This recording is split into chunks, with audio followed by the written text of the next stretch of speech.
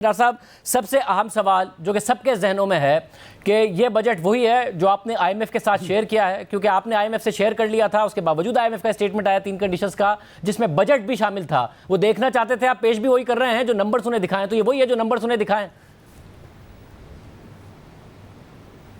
बिस्मिल्लाहिर्रहमानिर्रहीम, अस्सलातु वस्सलामु अलैका या खातमुन नबीयीन सल्लल्लाहु अलैहि वसल्लम। शाहज़ेब साहब, ये पिछली इतवार को हमारी जो कम्युनिकेशन हुई प्राइम मिनिस्टर की और एमडी आईएमएफ की, मेरी आइडियल तो जो उनको सजेशन थी कि आप 9वां रिव्यू जो है, जो बहुत ओवरड्यू हो चुका है, उसको करें और उसके बाद आप 10वां रिव्यू फौरी करें। मैं आपको बजट के नंबर्स वगैरह मैं शेयर कर लूँगा। मैंने शेयर नहीं किए थे बाय द वे उस वक्त तक। तो प्राइम मिनिस्टर ने इस एमडी आईएमएफ की इस नोट पर कि आप यानी अगर हमसे बजट के नंबर और जो उनकी फॉरेस्ट पॉलिसी के हवाले से जो कोई डिस्कशन वो करना चाहते हैं मज़ीद, वो अगर हो जाए तो 9वां रिव्यू जून में हो जाएगा। तो जाहिर है कि फिर चूँकि प्राइम मिनिस्टर ने उनसे इन प्रिंसिपल ये तय कर लिया कि मैं फाइनेंस मिनिस्टर साहब को फिर कहता हूँ कि आपको दे दें नंबर ऑन दैट कंडीशन के 9वां रिव्यू जून में होगा। तो फिर मुझे उन्होंने इतला दी और मैंने अगले ही दिन यानी इतवार को अपने कॉलीग्स को फाइनेंस मिनिस्ट्री में बैठ के हमारा काफ़ी हद तक एडवांस तैयारी थी, तो वो हमने उनको नंबर्स भेज दिए।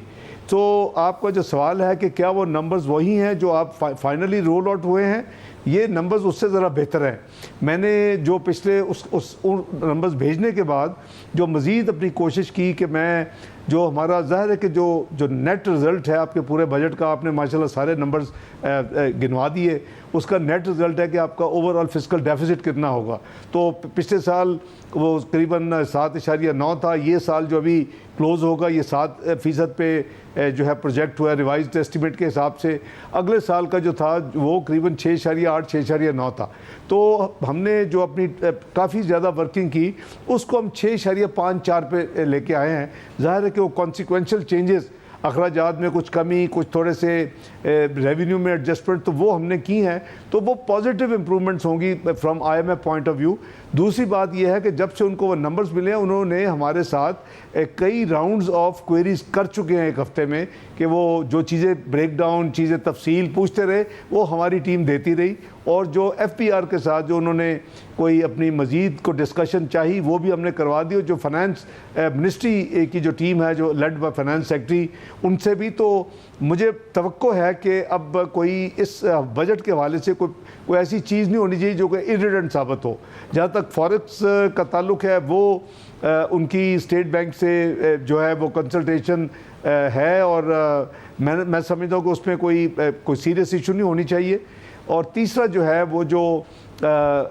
फाइनेंसिंग गैप है वो कैटेगोरिकली मैं समझता हूँ कि कॉरस्पॉन्डिंग वो एडजस्टमेंट मांगता था जो इन्होंने अभी तक नहीं की। लेकिन ये प्राइम मिनिस्टर ने क्लियरली एमडी आईएमएफ को कहा कि जी मुझे बताया गया है कि जो आपके नंबर 6 बिलियन की फाइनेंसिंग गैप की बात होती है वो बेस करती है 7 बिलियन के करंट अकाउंट डेफिसिट पे, जो कि फरवरी में प्रोजेक्ट किया गया था। वो एक्चुअल नंबर जो मिडल ऑफ फरवरी का था प्रोजेक्टेड, वो एंड ऑफ अप्रैल में एक्चुअल नंबर जो है वो $3.3 बिलियन है। और जो तवक्को किया जा रहा है कि 30 जून तक हमारा करंट अकाउंट डेफिसिट 4 बिलियन के लगभग होगा। तो वो तो वैसे ही 3 बिलियन नॉक ऑफ हो जाता है। आप माशाल्लाह समझते हैं कि अगर 7 बिलियन के करंट अकाउंट डेफिसिट पे आपकी ये पोजीशन 6 बिलियन की फाइनेंसिंग, आपकी ये पोजीशन पिछले 2-3 माह से है कि जो आईएमएफ कह रहा था करंट अकाउंट डेफिसिट होगा, उससे हम वैसे ही $3 अरब कम कर रहे हैं, तो वो खत्म हो जाता है, डिफरेंस खत्म हो जाता है। इसलिए $6 अरब का इंसिस्ट गलत कर रहा है आईएमएफ, मगर उसके बावजूद आईएमएफ इंसिस्ट करता रहा है। उन्होंने जो अभी पिछले दिनों 3 कंडीशन बताई, वज़ीर आज़म ने तुर्की को एक चैनल को इंटरव्यू दिया और उन्होंने कहा सारी कंडीशंस पूरी कर दी है, मगर उस पर फिर आईएमएफ के रिप्रेजेंटेटिव ने कहा कि जी 3 कंडीशंस हैं, एक बजट, एक $6 अरब, एक फॉरेक्स मार्केट। अब जो $6 अरब का मसला है वो अभी तक है, तो अब हो गए वो सेटिस्फाइड? ये देखिए, मैं अर्ज कर दूं, ये मैं ना मानने वाली बात है कि ये तो देखिए नंबर्स आर नंबर्स। अगर आपने एक बेसिस के ऊपर कैलकुलेट किया तो वो, लेकिन इसके बावजूद मैंने भी उनको कह दिया था कि अगर आप 6 बिलियन कह रहे हैं, मेरी अपनी भी जो प्लान ऑफ रिसोर्स मोबिलाइजेशन है एक्सटर्नल अकाउंट की, तो हमने देखें हमने $5.5 बिलियन बैंकों को वापस किया, कमर्शियल बैंकों को। ये sovereign country to country loan की बात नहीं हो रही, पिछले 5-6 महीनों में। अब वो पैसे हैं जो आपको वापस मिल जाते हैं, आज नहीं साल से वापस मिलते हैं, या आपकी फैसिलिटी रिन्यू हो जाती है और आप पे नहीं करते हो, या आप पे करते हैं। मतलब चाइनीज़ कमर्शियल बैंक से इस तरह काम करते हैं, आप पे करते हैं, वो आपके एक टाइम लैग के साथ 2, 4, 6 हफ्ते, इस दफ़ा तो चंद महीने लगे, वो आपको वापस कर देते हैं। और तीसरा होता है कि आप लेंडर को जो रिप्लेस कर देते हैं, पर नॉर्मली, क्योंकि अदरवाइज तो आपका जो माली साल के शुरू में एक्सटर्नल डेट है वो आपके क्लोजिंग में तो वो यानी वो तो उससे कम होना चाहिए अगर आपने पेमेंट्स करनी है और आपके रिसोर्सेज हैं। तो ये हमने $5.5 बिलियन जो दिया, जब चाइना ने ये देखा कि इन्होंने अपने टेक्निकल सारे काम मुकम्मल कर लिए हैं और मेरी स्टेटमेंट भी थी, तो उसके बाद उनके चाइनीज़ कमर्शियल बैंक्स ने हमें वो जो बिज़नेस हमसे करना था, जो रुका हुआ था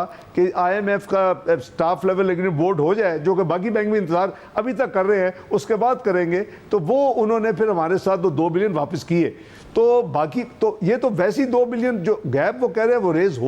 हो सकते हैं, हो जाएंगे, क्योंकि 2 बिलियन सऊदीया, 1 बिलियन UAE, और जो हमारा वर्ल्ड बैंक का चंद सालों से रुका हुआ था राइज 2 प्रोग्राम, और जिसके ऊपर 4 मेजर जो प्रायर एक्शंस जो होने वाले थे, वो मैंने आने के बाद पिछले चंद महीनों में तमाम प्रायर एक्शन को मुकम्मल किया। और मुकम्मल करने के बाद अभी उन्होंने कंफर्म किया वर्ल्ड बैंक ने IMF को कि जब आपका बोर्ड हो जाएगा तो हमारा ये प्रोग्राम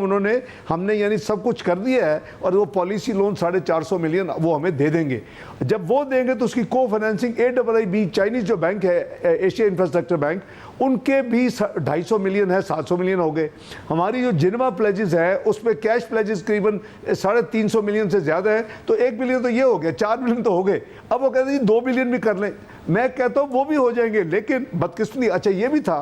कि ओरिजिनली आज से यानी फरवरी में ये अंडरस्टैंडिंग थी कि आधा हम बोर्ड मीटिंग से पहले करेंगे, नॉर्मल रिव्यू हो जाएगा, बोर्ड मीटिंग हो जाएगी, आधा हम बाद में करेंगे। तो आधा की कंफर्मेशन उनको चाहिए थी, वो उनको मिल गई, सऊदीया और UAE की, और आधी जो है तो अभी भी आज भी ये जो टोटल 6 बिलियन है, 6 बिलियन ही रेज होगा। हमारी जो प्लानिंग थी, लेकिन अनफॉर्चुनेटली मुझे टाइम कंस्ट्रेंट हमारे खिलाफ अब इशू ये है कि अब अगर ये बोर्ड मीटिंग, इस सब में एक बोर्ड मीटिंग शायद और रह जाएगी, 22 दिन बाकी हैं, तो उसमें अब उम्मीद कर रहे हैं, या आपको यकीन है कि ये हो जाएगा, या सिर्फ उम्मीद ही है अभी भी कि हो जाएगा? देखिए, मैं समझता हूँ कि 25 साल से जो मेरी से ज़्यादा डीलिंग है IMF के साथ, मैं समझता हूँ कि इतनी डिले नहीं होनी चाहिए थी, और मेरी वो बड़ी रियलिस्टिक प्रपोजल था कि नॉर्मल रिव्यू आप कर लें, सब कुछ हो चुका है। हम 3 बिलियन को आपको कमिटमेंट्स भी लेके दे चुके हैं, अब तो 4 बिलियन की मिल चुकी है उनको वर्ल्ड बैंक AIIB और जिनेवा प्लेजेस से, वो मानते भी हैं, इसलिए 2 बिलियन की बात करते हैं। लेकिन बोर्ड मीटिंग के बाद अगर ये बोर्ड मीटिंग मार्च तक भी हो जाती तो हमें 3 महीने होते को देखे, एक अलर्ट से कि आज ये तीसरे हफ्ते में जून में करते हैं, तो फिर तो आपको टाइम जो है वो फिर जुलाई में तो हो जाएगा, लेकिन जून में वो जाहिर है कि वो जो कमर्शियल बैंक्स हैं उन्होंने अपना प्रोसेस मुकम्मल करना होता है, उन्होंने अपने बोर्ड्स में जाना होता है, तो वो उन्होंने पॉजिटिव इंडिकेशन दी हुई हैं, they are sitting on the fence कि जी कब इनका होता है। अब उनको तो नहीं पता कि अंदर क्या प्रॉब्लम्स हैं, SLA क्यों नहीं हो रहा, ये बोर्ड मीटिंग क्यों नहीं हो रही, तो इसलिए हमें काफ़ी नुकसान पहुँचाया हमारी एक्सटर्नल रिसोर्स मोबिलाइजेशन में इस डिले ने, और हमारी मार्केट्स में बुरा असर है। हमारे one of the major factor कि हमारा रुपया अंडर वैल्यूड है। अब मैं नहीं कह रहा, पहले मैं कहता था तो बहुत प्रॉब्लम होती थी कुछ लोगों को। अब ब्लूमबर्ग के 19 मई का आपने आर्टिकल पढ़ लिया होगा, पाकिस्तान की करेंसी 14% अंडर वैल्यूड है। ये इसकी रियल इफेक्टिव एक्सचेंज रेट उनके मुताबिक भी 244 है, जो मैं कहता हूँ इसको मैं लास्ट ईयर सितंबर में कहता था 200 होना चाहिए, उसमें रीड जो थी 197 थी। मैं को हवा में बात नहीं करता था, मेरी विश लिस्ट नहीं थी। आज भी इसकी जो रियल इफेक्टिव एक्सचेंज रेट है 245 है, लेकिन पॉलिटिकल इंस्टेबिलिटी, IMF की ये गैर अनरीजनेबल डिले और SLA और बोर्ड बैंक का नाम कंक्लूड होना, फिर हमारे जो लोकल जो हालात हैं और जो हमारे चैलेंजेस हैं, इस सब ने पाकिस्तान की करेंसी के ऊपर एक टॉल रखा हुआ है, एक टॉल इसको नुकसान दिया है। मसला ये ना कि ये मैं नहीं कह रहा इंडिपेंडेंट